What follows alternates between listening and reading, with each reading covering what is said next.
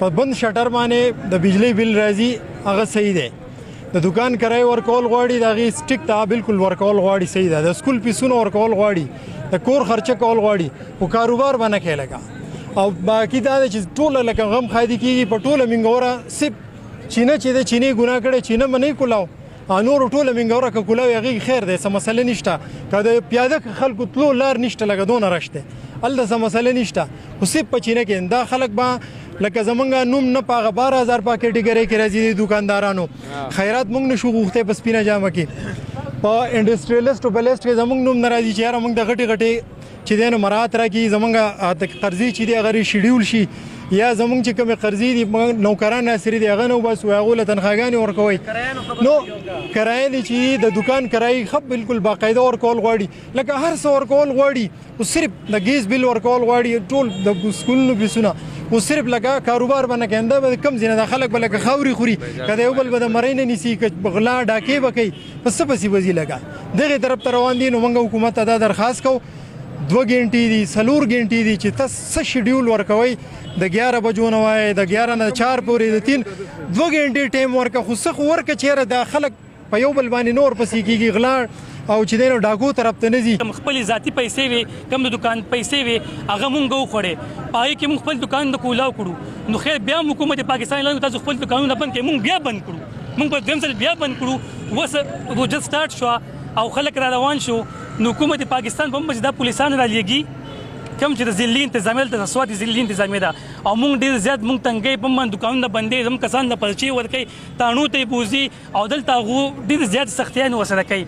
مونږ دا مطالبه ده زموږ ټول چې مارکیټ دا ټول لا وجې ډېر مجبوره شوي دي، غریبانان دي، لکه د اوس څه نشته چې لکه نو څه وکړي، ځکه راووتو مجبوره شو. سوشل ډسټنسنګ 2 SOPs بالکل مونږ اختیارو. ټیک شو، مونږ دا مطالبه کوو چې تاسو کم از کم زموږ دا مارکیټ کولاو کوئ. مونږ په لکاو روپو سامانونه راوړي دي، د کروڑو روپو سامانونه دي، زموږ نه خرابېږي. مونږ مطالبه ده زموږ د دکان زموږ دا مالونه کم از کم زموږ خپل مالونه خرڅ شي، ځکه چې په دې کې دي نایکان زموږ نه کرایه نه غواړي. د چینې مارکیټ د دې عام دکانونو په شان کرایه نه ده، 25,000 30,000 50,000 د 1 لک روپو په کرایه دي. مالکان خو کرایه زموږ نه غواړي، هغه به مونږ ورکوو. نو مونږ د کم ځای نه ورکوو. په چینه کې مې دکان دی د ګارمنټس، پوه شوې، لکه منګه دا صرف دا یو خبره کومه، پوه شوې چې دا وایرس یوازې صرف په دې چینه کې دی. تاسو هڅه وایئ سوشل ډسټنس که نه، لکه تاسو هسې دې خوا وګورئ څومره رش دی، د غوښې په مارکیټ کې رش دی، په هر ځای کې رش دی، پوه شوې. یوازې دا دغه په دې وایرس په دې چینه باندې راغلی، پوه شوې. ښه نایکان نازي کرایه نه ښه په ټایم غواړي، پوه شوې.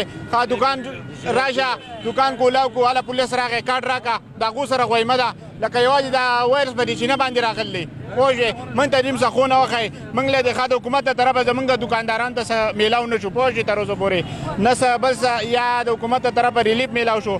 یو 4-5 غنټې ټایم دې موږ له راکړي. دا خو ثابت کال موږ دې یوې میاشتې ته ناست یو، موږ دا ټوله چینه نه ده، دا صرف په ثابت کال موږ دې روجې میاشتې ته، دا زم سیزن دی، په قرضو یې مالونه راوړلي، پوه شوې. هغو راځي زموږ نه پیسې غواړي، موږ لکه نور څه وکړو، موږ به څه کوو، پوه شوې. ښه د بجلۍ بلونه ماپ نه دي، پوه شوې. کله په 2 بجې بند کوو، کله دا اوس موږ ډېره پرون نه 4 بجې ټایم راکړی دی، ټیک شو.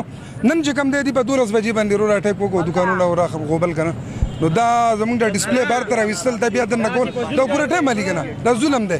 نو هلته ځو که خیر یې که نه چې هغو څه خبره کوي. نه نه سړی هغه چوټه کاروبار هغه پروګرام هغه هم بند شوی دی. چوټه کاروبار چې کوم و که نه هغې لپاره مونږ پرې ویب سایټ ته راغی، یقین وکړه بېګا وکړه تو هغه هم بند دی. نو څه پروګرام نشته که نه مخکې.